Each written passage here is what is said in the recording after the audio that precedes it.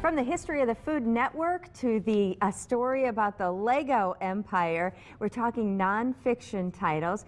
Selections from the Brown County Library, and Sharon Verbaeten is here with us to give us her take on these books. And you picked these books, Sharon, right, because you were a fan of all of them. I'm a huge fan of all of them, especially starting with From Scratch. I'm a huge Food Network fan. I don't know if you are. Yes, I'm a big fan for years, and it's changed a lot. And I was very interested in finding out about its beginnings in the 1990s. It was doomed to fail. Really? Who are they going to get to go on the show? Who would watch 24 hours of food programming, right?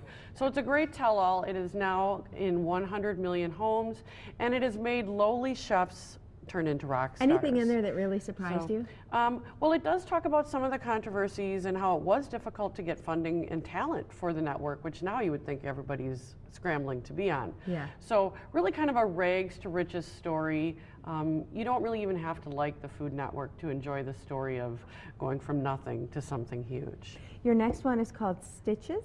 Stitches is kind of a quiet book, but it is written by one of today's more notable nonfiction authors, Anne Lamott. It's a nice, gentle approach on how do we make sense out of chaos. Okay. So much is going on in our lives today, from something like divorce, losing a family member, school shootings.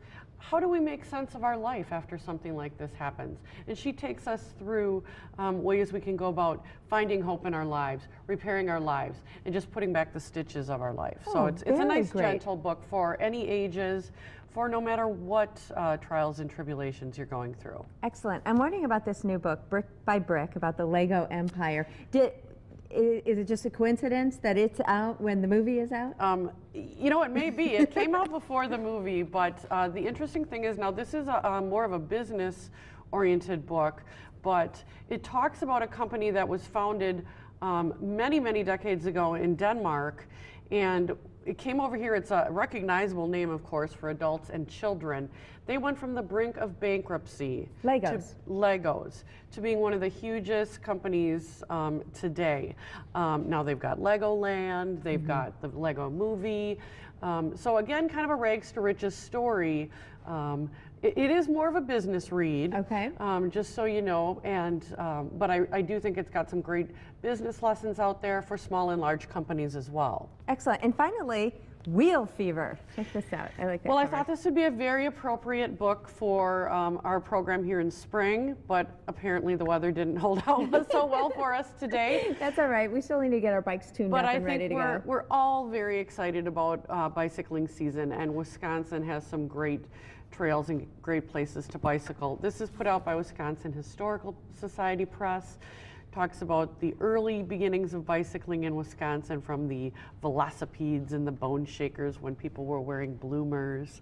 Well, that's fun. So it's a historical look about biking in our state, in Wisconsin. In our state specifically, and the historical photos are amazing alone. So I think anybody who's interested in bicycling, interested in Wisconsin, is going to love Wheel Fever. What did you like about the book?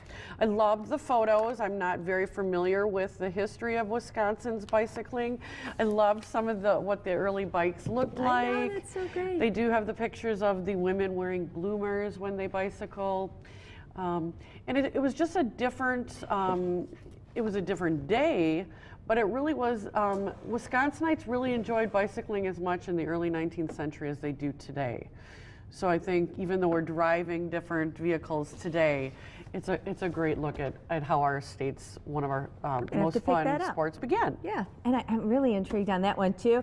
If any of these intrigue you, you can learn more about them by going to the Brown County Library and checking them out. And you can find the complete list of all the Good Day Read segments there as well. Go to fox11online.com and click on Good Day Wisconsin. Thanks, Sharon. Thank you. Have a great day. We'll be right back. You're watching Good Day Wisconsin.